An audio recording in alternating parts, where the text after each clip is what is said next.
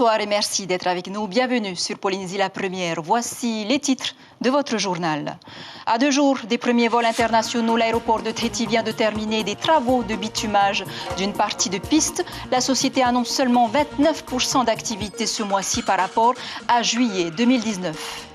Les contrats d'accès à l'emploi, les fameux CAE, sont toujours une solution pour certains chômeurs, vous allez le voir. Rencontre dans ce journal avec un tatoueur et une cuisinière en formation. Covid-19 oblige à Paris, la fête du 14 juillet sera en format réduit. Nous verrons dans un instant la préparation des jeunes ultramarins du RSMA. Enfin, on termine avec de la joie et de la bonne humeur avec les enfants du centre aéré à la mission ou comment bien remplir ses journées de vacances. Je vous le disais, l'activité aérienne à l'aéroport de Tahiti s'annonce encore très difficile malgré la reprise des vols à l'international dans 2 jours. L'ADT, qui n'est qu'à 29% de son activité par rapport à juillet 2019, doit aujourd'hui aller de l'avant. Elle vient de terminer des travaux de bitumage de l'un des bouts de piste qui n'avait pas été rénové depuis 1995. On voit cela avec Thierry Stamfleur et Patrick Tsinsing. Faire des travaux sur un aéroport en activité n'est pas chose simple. Pour le bout de piste, la raquette, comme on dit dans le jargon aéronautique, il a fallu jongler entre les vols gros porteurs d'hier soir et ceux de ce soir pour mettre une couche de 6 cm d'un bitume très spécial destiné aux pistes d'atterrissage. Alors, elles sont plus abîmées que le reste de la piste parce qu'en fait ce sont des zones où les avions, donc notamment les gros porteurs, vont effectuer des virages. C'est là où au bout de la piste on va soit avoir l'avion qui fait le virage pour décoller, soit à l'arrivée où il va faire son virage pour rejoindre ensuite son parking. Et donc un peu comme sur une voiture, dans un virage, il y a des morceaux du train qui vont un peu plus tirer sur le goudron. Et donc ces zones-là sont abîmées plus rapidement que des portions qui sont toutes droites sur la piste. Et ce qu'on veut éviter absolument, c'est que l'eau s'infiltre dans la structure en dessous, ce qui pourrait remettre en cause la qualité de la piste. Donc aujourd'hui, on n'est absolument pas dans ce cas-là, ce sont vraiment des travaux préventifs qu'on fait. En la quasi-absence de trafic aérien pendant des mois, ADT a vu ses recettes financières plonger. Mais ces travaux ont été maintenus, même avec un budget en forte diminution. Alors on a effectivement réajusté notre plan d'investissement, mais en maintenant tous les investissements qui sont liés à la sécurité et notamment à la sécurité aéronautique, la sécurité des avions. Donc tous les travaux qui étaient liés à la sécurité ont été conservés. 2 km de clôture de sécurité sont également installés côté montagne. Mais nous sommes dans un aéroport avec des installations électroniques sensibles et ce n'est évidemment pas n'importe quel grillage. Ça, c'est une clôture amagnétique. Donc elle ne crée aucune interférence avec les différents équipements de navigation aérienne qui permettent d'envoyer toutes les informations aux aéronefs. Tombés à 2% du trafic habituel pendant le confinement, les vols internationaux sont revenus désormais au tiers de la normale. Mais il faudra encore des mois pour retrouver progressivement les appareils aux couleurs de United, Air New Zealand, Air Cala et LAN Chile, qui devrait fermer la marche des revenants, sans doute pas avant le début de l'année prochaine. Et les premiers touristes en provenance de Los Angeles sont attendus jeudi, en sachant que la Californie est actuellement l'un des principaux foyers d'infection de la Covid-19 aux États-Unis, avec 300 000 cas identifiés et 7 000 morts. Et afin de renforcer les contrôles des nouveaux arrivants, le gouvernement polynésien a mis en ligne samedi la plateforme sanitaire ETIS, Electronic Travel Information System. Tout voyageur de plus de 11 ans, résidents compris, souhaitant entrer en Polynésie française est soumis à cette formalité déclarative. Les personnes devront en outre fournir un test négatif réalisé moins de 3 jours avant le vol. Au chapitre judiciaire maintenant, 4 affaires jugées en comparution immédiate cet après-midi. Des violences conjugales pour la plupart. Le plus récent est celui qui s'est déroulé la nuit du 11 juillet à Fa'a. Le mari violent récidiviste écope de 2 ans de prison avec sursis pour avoir, dans un excès de colère et de jalousie, frappé son épouse. Des coups ayant entraîné donc 10 jours d'ITT. Et en cette période de crise, ils sont nombreux à chercher des formations qualifiantes. Depuis des années, Rudolf Tutairi a toujours eu la fibre sociale.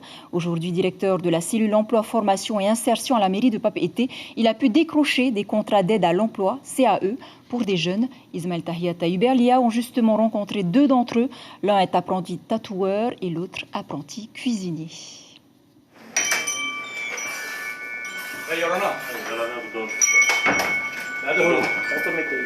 T'es obligé de mettre un masque. Désolé, j'ai pas de masque. Ici, Octave veille à ce que les gestes barrières soient respectés à la lettre. C'est le quotidien des apprentis tatoueurs. L'apprentissage peut durer 2 ans. Il faut déjà être rigoureux sur la maîtrise de l'hygiène. que ce soit dans la salle, dans les box, pour les plans de travail, le matériel aussi. Hein. Ça, il faut être vraiment très rigoureux dessus, parce qu'on est quand même, il peut y avoir quand même un danger, un problème dessus. Après vient la partie artistique, qui est sur le dessin. On ne peut pas. Il y a une certaine harmonie à respecter aussi. Sur l'année, on va déjà regarder son niveau au niveau du dessin pour que nous on puisse dire que ça y est, lui, il est apte à tatouer. Tant qu'il n'atteindra pas ce niveau-là, il ne tatouera pas. Octave veut être tatoueur professionnel, un rêve qui peut enfin devenir réalité grâce à Rodolphe. Il lui a permis de bénéficier d'un CAE. L'objectif, permettre à Octave d'avoir un CDI. 90% de nos CAE, ça pour nos embauches. C'est-à-dire, au bout d'un an, on n'entend pas la deuxième année. Au bout d'un an, lorsque c'est une promesse d'embauche, on essaie donc d'inciter nos jeunes à être sérieux, à être ponctuels et à aimer leur profession.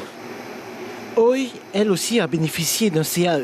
Elle travaille depuis quelques semaines chez un traiteur en cuisine chinoise. Ce matin, elle prépare la farce des nems.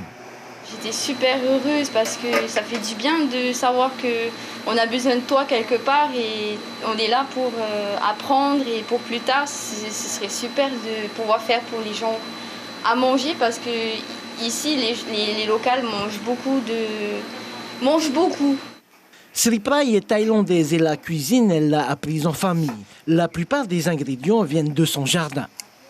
Moi, j'ai aidé les jeunes à apprendre l'amitié. Comme ça, quand eux ils sont un peu mieux, ils peuvent faire leur métier eux-mêmes. Pour nous, le plus important, c'est de contenter donc, l'entreprise. C'est parce que lorsque l'entreprise est contente, on sait pertinemment qu'il va encore faire appel à nous pour avoir des jeunes. Et puis aussi, ça parle de bouche à oreille.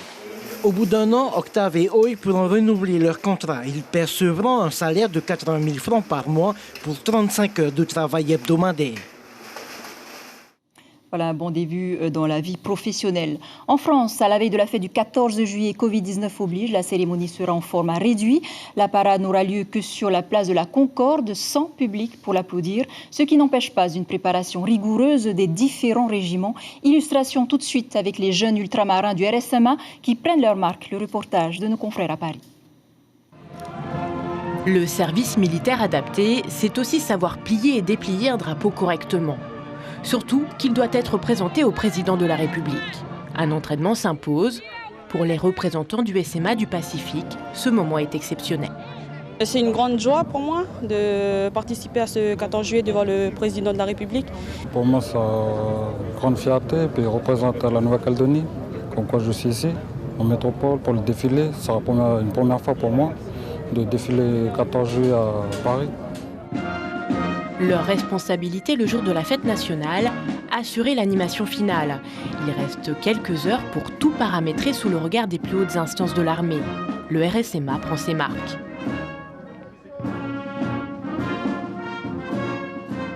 Pour l'instant, toutes les répétitions se passent bien, ils sont très motivés, ils sont très à l'écoute des conseils et des remarques qu'on leur donne, donc je pense que ça va très bien se passer. Une fois positionnés en face du président de la République, devant l'obélisque, la musique de l'air et les chœurs de l'armée française accompagneront les volontaires du RSMA pour ce tableau final. Ce défilé est aussi une manière d'envoyer un message pour plus d'engagement dans le SMA. Il n'y a pas beaucoup de Tahitiens qui viennent ici pour des formations. Du coup, ça serait bien qu'on puisse emmener plusieurs Tahitiens. Parce que vu qu'on n'est que 2, voire 3 Tahitiens à être ici en formation et que pour nous, vu que c'est loin, c'est pas facile pour nous de venir ici. En 2019, le SMA a formé près de 6 000 jeunes. 80% est sur la voie de l'insertion professionnelle. Voilà, le défilé du 14 juillet à Paris sera diffusé en direct sur notre antenne dès 20h10. Et le traditionnel entretien de la fête nationale aura lieu cette nuit en France avec plusieurs sujets qui seront abordés donc avec le président de la République, la Covid-19, le spectre du chômage, la signature du Ségur de la santé. Bref, Emmanuel Macron se s'est attendu au tournant. Le discours d'Emmanuel Macron sera rediffusé demain matin sur notre antenne à 7h. Retour au Fénois et ce grand pas vers la parité à Rangiroa dans les Tuamotu. Pour la première fois dans l'histoire de la mairie de Avaturu, c'est l'adjointe au Tavana, Martine Tetua, qui a célébré samedi l'union du jour. La demande est venue des mariés eux-mêmes. Pour la commune, c'est un grand pas puisqu'en 35 ans, depuis la mandature de Teina Maraura et bien avant lui, cela ne s'était jamais vu. Ces changements sont arrivés le 10 juillet dernier lors de l'élection de Teina Maraura et de ses 8 adjoints, dont 4 femmes et 4 hommes. On s'arrête aux îles Sous-le-Vent en cette période de festivité. La commune de Tumar-Ar Yatea ne s'est pas privée d'organiser une journée sportive pour les jeunes à Temaruhau. Plus de 400 participants et c'est dans la bonne humeur que 36 équipes mixtes se sont affrontées dans des disciplines telles que la fameuse course de porteurs de fruits. À chacun sa charge, régime de bananes ou sac de coco. 45 équipes ont choisi du beach volley, 27 autres ont opté pour la pétanque sur sable.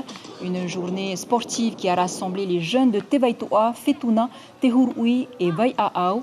Elle a bien évidemment tenu toutes ses promesses, comme nous l'explique l'adjoint au maire chargé des sports au micro de Julien Vesco. Comme il n'y avait pas de durée, on a fait pour le mois de juillet, on a fait un interquartier spécial Heiva qui se déroule sur 5 samedis avec plusieurs activités du sport traditionnel et du sport moderne. Aujourd'hui, on fait la course avec le porteur de fruits en sport traditionnel et on fait pétanque et beach volley. Et l'avenir, alors quel est le programme en gros? Le programme, c'est de mettre en place l'interquartier toutes les années en genre de championnat. Et là, on commence de septembre à décembre le premier championnat. Et après, on reprend de février à juin. Et après juillet, on repasse encore au Heiva, Tiuré Heiva. Avec les vacances et les parents au travail, les centres aérés de l'île de Tahiti font le plein. Certains ont même rajouté des options soutien scolaire. Mais le plaisir des jeux et du partage reste bien sûr la base de ces instants enfantins. Direction la mission pour des journées ludiques avec Stéphane Ratino et Patita Savia.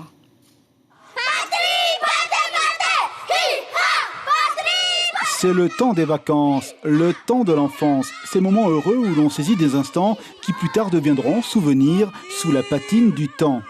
Les centres aérés sont le lieu par excellence de la camaraderie. L'esprit espiègle. Ici, plus de 80 enfants sont réunis, le plein d'énergie grâce à la multiplication des activités ludiques et souriantes. On fait le saut de poupée. Le saut de poupée, on fait des relais. C'est beaucoup de sport alors? Ouais. Tu rentres fatigué à la maison le soir? Non, ça va. Ici on s'amuse et c'est bien parce qu'à la maison on s'amuse pas très bien, mais le truc qui est bien ici c'est qu'au moins on fait des activités et qu'on mange ici et la cantine c'est très bien. On mange bien? Oui, c'est cool. Qu'est-ce qu'on mange? Des fois les lentilles, des fois les légumes. Ah c'est bien alors, c'est équilibré. Oui, et des fois on mange des salades. Des enfants de tous les horizons, une mixité sociale qui correspond pleinement aux valeurs de l'association catholique. D'ailleurs, les 11 moniteurs sont bénévoles, ils sont là pour les 19 jours d'ouverture. Car derrière le jeu, le goût du vivre ensemble se développe. Ils charpentent des principes dont la possession aidera grandement à la construction de l'âge adolescent. On apprend en s'amusant. Ça se passe très bien. Nos enfants, comme vous l'avez pu le voir, ils sont heureux, ils sont contents, ils s'amusent et c'est le but de nos CLSH, c'est de rendre heureux nos enfants. Ils apprennent la solidarité. Il y a des moments de service dans les jeux collectifs. Ils sont présents, nos valeurs, nos véhicules dans tout le centre pendant ces 19 jours. Une belle sérénité. À partir du 15 juillet, le centre aéré renforcera ses mesures de prévention sanitaire avec le retour des vols internationaux. Voilà, tous les centres aérés s'y préparent d'ailleurs. Un mot de culture pour clore ce journal avec une exposition d'objets Kanak à Bourges. Une collection exceptionnelle faite au fil des années par Gervais Bourdina, un charpentier qui a passé une partie de sa vie en Nouvelle-Calédonie. Des objets sortis de l'ombre il y a à peine quelques années. Le reportage de nos confrères à Paris. Cette exposition est une enquête. Qui était Gervais Bourdina ? Cet homme né à Bourges en 1831, qui passa une partie de sa vie en Nouvelle-Calédonie et donna à la ville de Bourges à la fin du 19e siècle une collection d'objets kanaks. Tout commence en 2014, lorsque la commissaire de l'exposition découvre dans les réserves du musée du Berry une massue à bec d'oiseau de Nouvelle-Calédonie. Comment cet objet était-il arrivé à Bourges ? À partir d'un objet qu'on a tiré un fil et qu'on a déroulé et qui nous a vraiment permis de traverser le 19e et une histoire commune. Devenu charpentier, il s'installe à Paris avec sa femme. Sa vie bascule au moment de la Commune de Paris. Gervais Bourdina devient communard. Il est sergent-chef au fort de Bicêtre, qui barre la route aux Versaillais. Le gouvernement de Thiers écrase la Commune. Il est arrêté et condamné à la déportation en Nouvelle-Calédonie, où il côtoiera Louise Michel. Libéré, il devient entrepreneur et fait venir sa femme et son fils. Fait très rare chez les déportés, il commence à collecter des objets kanaks, un bel ensemble de 66 agais, des casse-têtes et des minéraux qu'il donnera à la ville de Bourges en 1882. Des objets à chaque fois documentés. Dans cette vitrine, nous avons 4 objets qui ont appartenu à Point di Bacilli, donc une massue droite phallique, un casse-tête bec d'oiseau, une fronde avec 5 projectiles en pierre taillés aux pointes. Gervais Bourdina a pris le soin, en fait, lorsqu'il a envoyé au musée les caisses avec les collections, de transmettre en fait le nom des chefs kanaks. Et donc on a la chance d'avoir 4 objets ayant appartenu au grand chef Point di Bacilli. Gervais Bourdina deviendra ensuite un des notables de la ville et conseiller municipal. Il meurt en 1899 et est inhumé au cimetière de Nouméa, où sa tombe existe toujours. Pour la commissaire de l'exposition, 2 questions restent en suspens. Cette exposition permettra-t-elle de retrouver des descendants actuels de Gervais Bourdina, ainsi qu'une photo de cet homme dont la collection dormait depuis 140 ans dans les réserves du musée du Berry. Voilà, c'est ainsi que s'achève ce journal dont je vous rappelle l'information principale. À 2 jours des premiers vols internationaux, l'aéroport de Tahiti vient de terminer des travaux de bitumage d'une partie de piste qui n'avait pas été rénovée depuis 1995. La société annonce seulement 29% d'activité ce mois-ci par rapport à juillet 2019. Voilà pour l'essentiel de l'actualité. Merci de nous rester fidèles. 5h30 vos infos radio. Restez prudents. Une vigilance jaune est actuellement en cours sur l'ensemble des îles du Vent. Très belle nuit sur la première. À demain.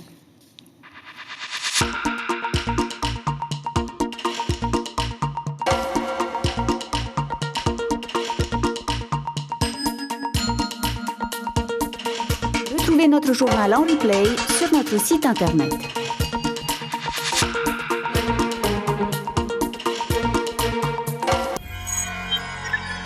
Retrouvez ce programme en replay sur notre site internet.